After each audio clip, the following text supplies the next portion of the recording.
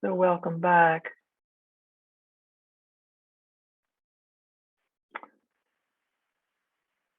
A fearless person has done what is good, has done what is skillful, has given protection to those in fear, and has not done what is evil, savage, or cruel.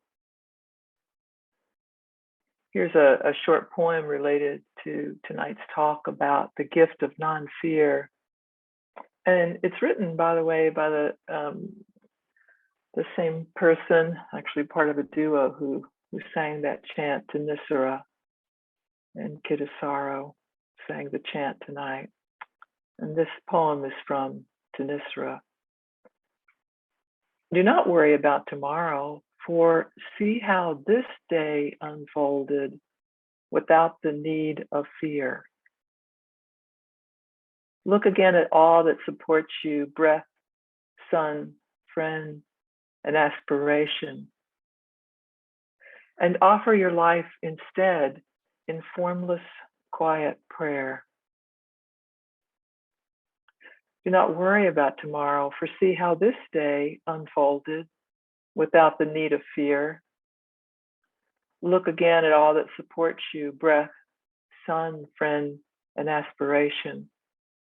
And offer your life instead in formless, quiet prayer.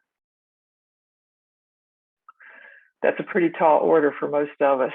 Do not worry about tomorrow. And perhaps even this day did not unfold for you without the need of fear. Because fear is, of course, protective, keeping us aware of all kinds of danger, protecting us in an everyday sense, particularly in situations requiring action for the sake of safety or survival. And other kinds of fears, maybe more distant ones, or in the background, fear of ill health or aging or death, um, may not be quite so palpable constantly, but arise when we have an underlying sense of not being settled or not being secure. And sometimes the fear is related to worldly conditions, injustices or climate change, or there's a sense of dis-ease, a kind of existential feeling of uncertainty and instability. So the question posed for tonight's talk is, how do we cultivate fearlessness, non-fear, as a gift for ourselves and a gift for others?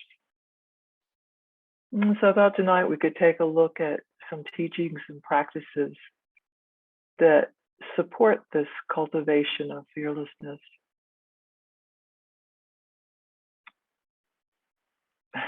For many of us, if there's great fear, we're often wanting to move away from that. We don't want to get close to it. So the first step perhaps is to look at the nature of fear, to investigate it with some curiosity.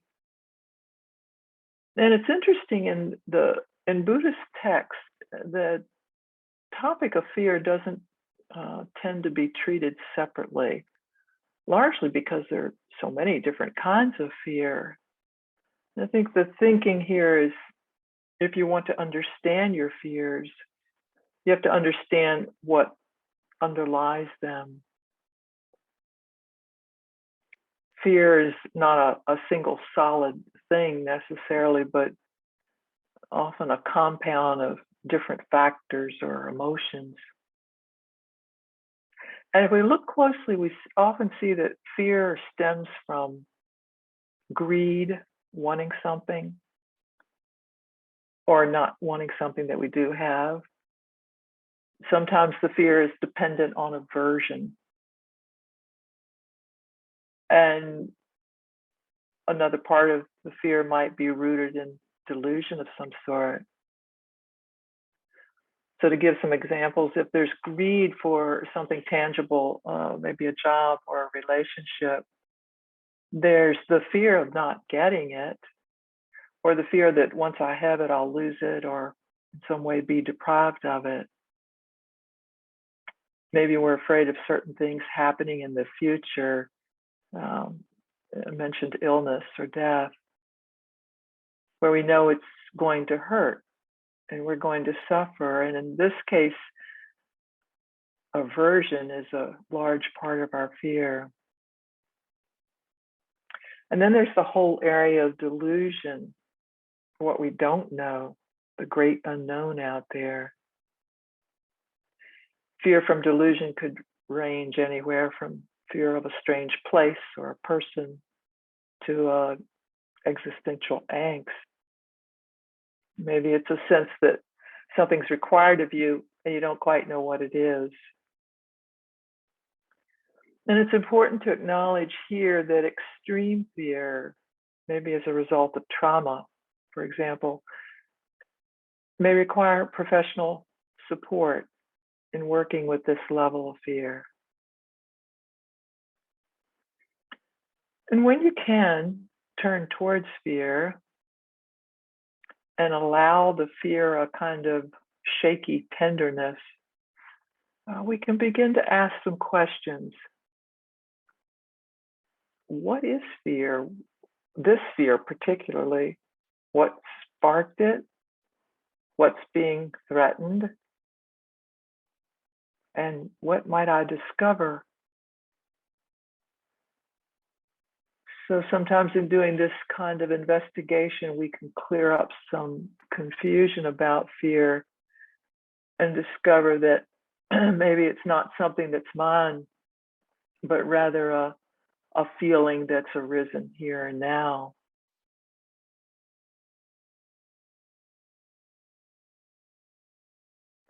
So often when the fear is imminent, is present in the moment, One of the things many of us do is to use the breath, get in touch with the physical side of the fear and breathe through it. And we know from so many studies that have been done the bodily changes that occur with fear. The heart beats faster, the pulse rate goes up, the body may sweat. All kinds of things are happening inside, internally. But we can be aware of the breath and notice the impact of breath with fear. And you can actually look at your own way of seeing breath energy and what works for you. So, for example, when you feel frozen with fear, what kind of breathing loosens that frozenness? What feels energizing or uplifting? Or when you feel hectic, what kind of breathing feels grounding? Or if you feel tight, tense, what kind of breathing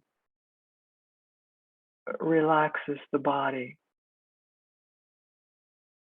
So the breath is one way that we can both look at the fear and be with it. And it's said that to cultivate non-fear, we look at the ways in which we're encouraged to practice, and I'll mention a little bit later the Brahma Viharas, but I want to talk a little bit about generosity.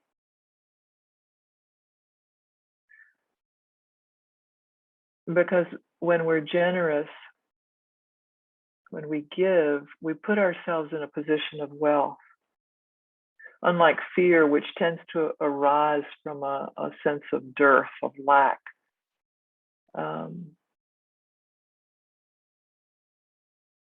The gift, whatever we're being generous with, is proof that we have more than enough, whether it's simply sharing a smile or a conversation or a pot of soup. Because the act of giving creates a sense of spaciousness in the mind. And because the world that we live in is created by our thoughts and actions, the act of giving can create a spacious world.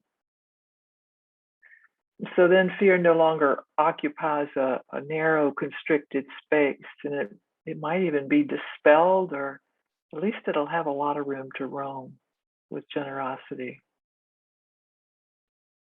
The other benefit of this generosity, and I mentioned it earlier when I asked you to share your faith with the rest of the community, is that we create connection when we're generous. We dissolve the boundaries that tend to keep fear frozen or locked up.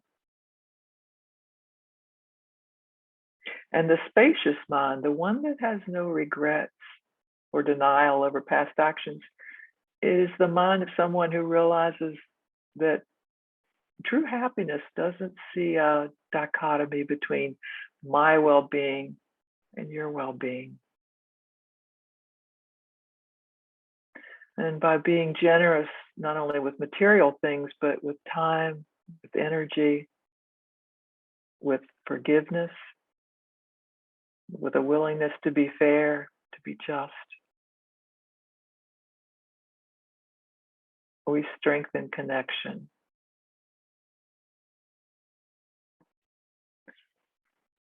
If you think about the precepts, if we hold to those without exception, then indeed it's possible to create a sense of security to those around us and to ourselves, because we can protect other people from effects of our greed, anger, and delusion. And we are protected as well.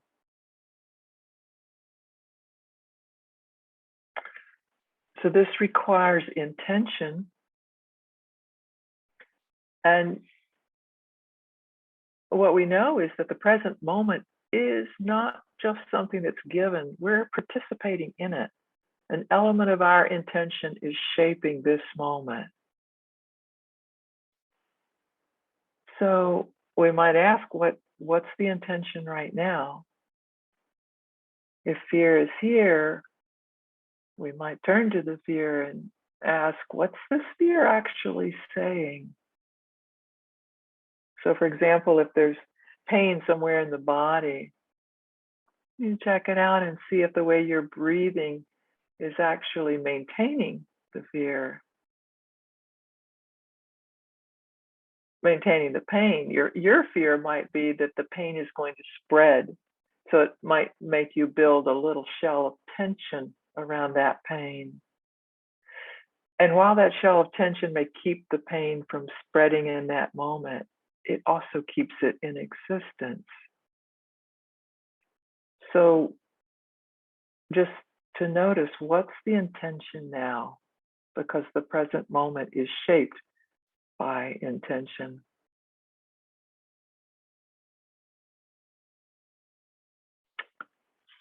Another practice that is easy to forget at times, especially in the grip of fear, is to remember that your mind body has good qualities in it, qualities of energy, of cheerfulness, of insight, patience, strength, intelligence, compassion.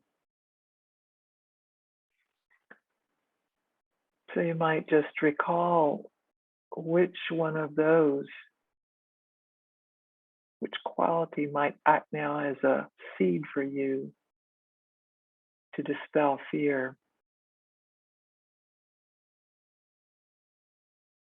You can even recall your acts of goodness and give yourself some encouragement. See, I did that and I can do it again. Learn how to shape the present by seeing the goodness in you, remembering it.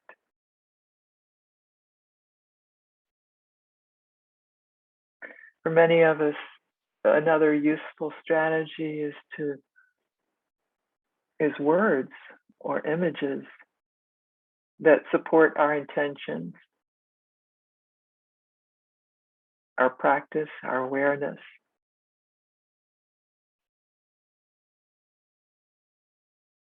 So some of you have heard me say that the Dalai Lama's 4 words, kindness is my religion, could be a mantra like that. Or the one we've heard Sharon say, it's like this now. Or a mantra of just this breath.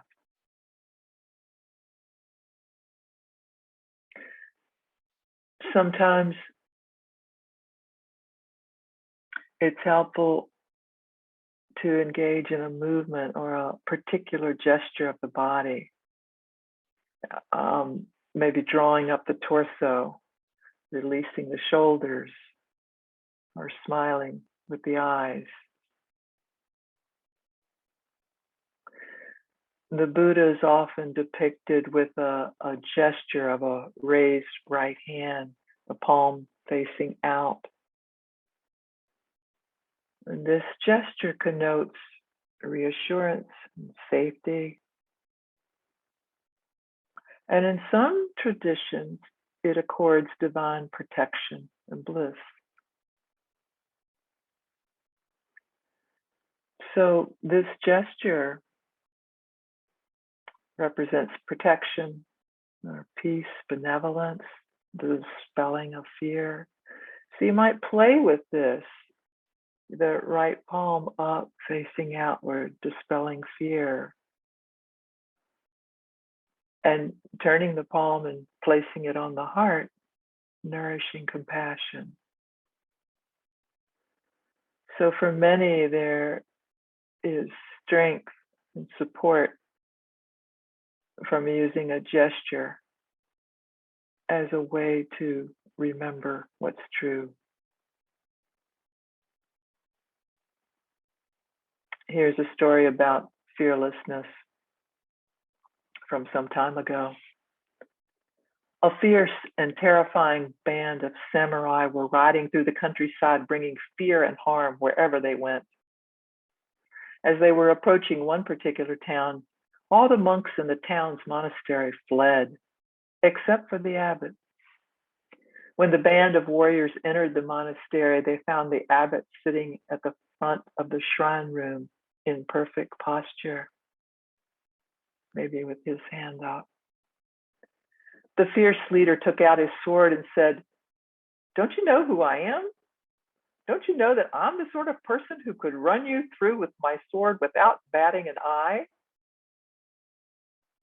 The Zen master responded, "And I, sir, am the sort of man who could be run through by a sword without batting an eye." The Buddhist teacher, Sylvia Boorstein, says it took her many years to warm up to this story. She said, "I thought it inconceivable that I could undergo such a thing without batting an eye." She goes on to say, "If they were doing startle tests when I was young, I'm pretty sure I would have failed miserably." I'm wondering how many of us would agree with Sylvia. We'd fail the startle test as well. And she didn't like the story because it seemed so offhanded about life. She thought that the story meant that it was all the same to the Zen master whether he lived or died. Her response was, "It's not all the same to me. I'd much rather live." Later, she came to realize that the point of the story is that the Zen master understood there was nothing at all for him to do in this moment. Things happen because other things have happened. Karma is true. This is what's happening in the moment. It can't be other than this. This is what is. And what we witness with this story is that the gesture of fearlessness is a simple gesture of accepting what's here.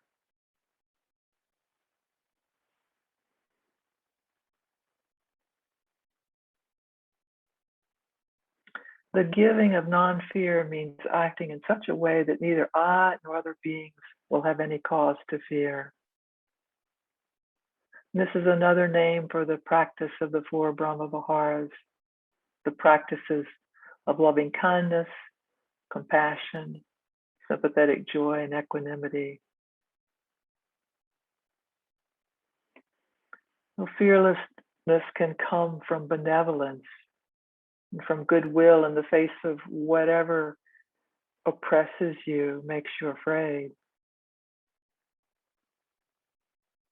Pema Chodron invites us to appreciate fear as a basis for sanity, as fundamental to seeing the humanity in all of us. So instead of fighting what scares, you embrace it and accept it and develop loving kindness as a direct antidote to the fear. You might think of another image of the Buddha on the night of his enlightenment, sitting under the Bodhi tree. He looks relaxed and contemplative, and apparently surrounded by a protective shield. And just outside that, or surrounding him, are the maras, all of the afflictions that assail the mind. Some have spears aimed at the Buddha, all of them trying to disrupt his concentration, trying to generate the fear that comes from being attacked. But the Buddha sits unmoved. And this time his hand is on the ground as if to say, I have a right to be here. And the shield that surrounds him, that protects him from these afflictions, is his benevolence. His own degree of loving kindness shining out from him is the dissolver of afflictions. And in this image, as the spears and the arrows come to touch the shield around the Buddha, they fall to the ground like flowers. The flowers can be an illustration of how each of us, by cultivating steadfast goodwill, can dissolve the force of fear, gifting ourselves and each other with non-fear.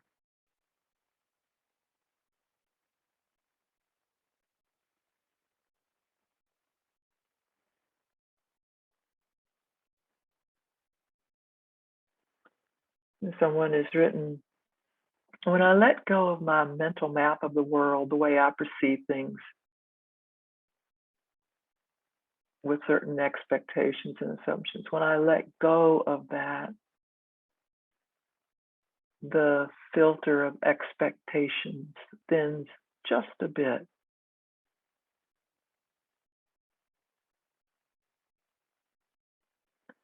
So let's sit for a few minutes,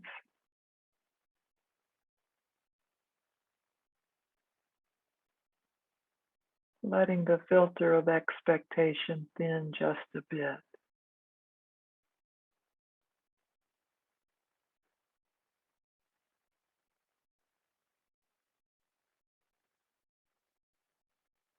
This moment of reality, the only one there is,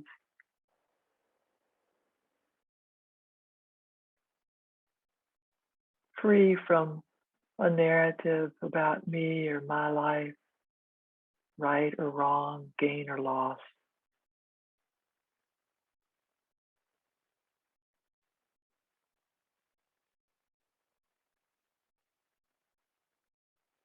In this boundless, seamless reality,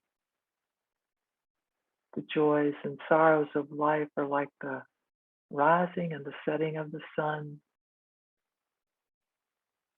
the waxing and waning of the moon.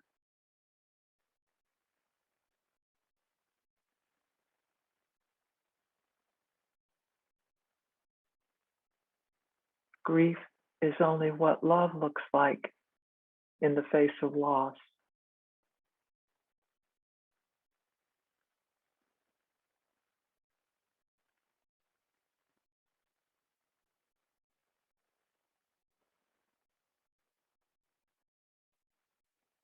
Thus, should you look upon this changing world, all component things are impermanent. All component things are subject to dissolution.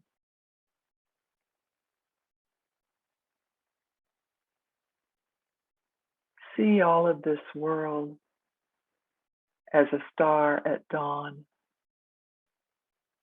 a bubble in a stream, a flash of lightning in a summer cloud,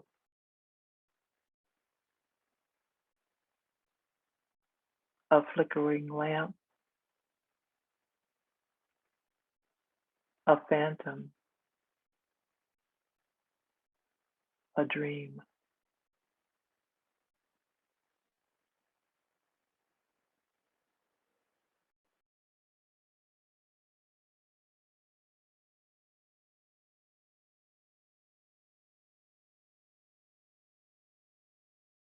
May all who are bound by fear discover the safety of understanding.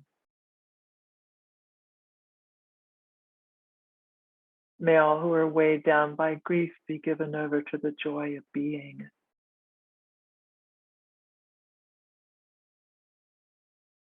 May all who are lost in delusion find a home on the path of wisdom.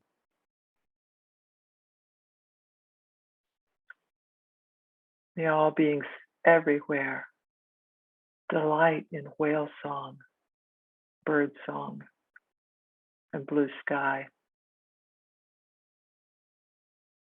May all beings abide in peace and well-being. Awaken and be free.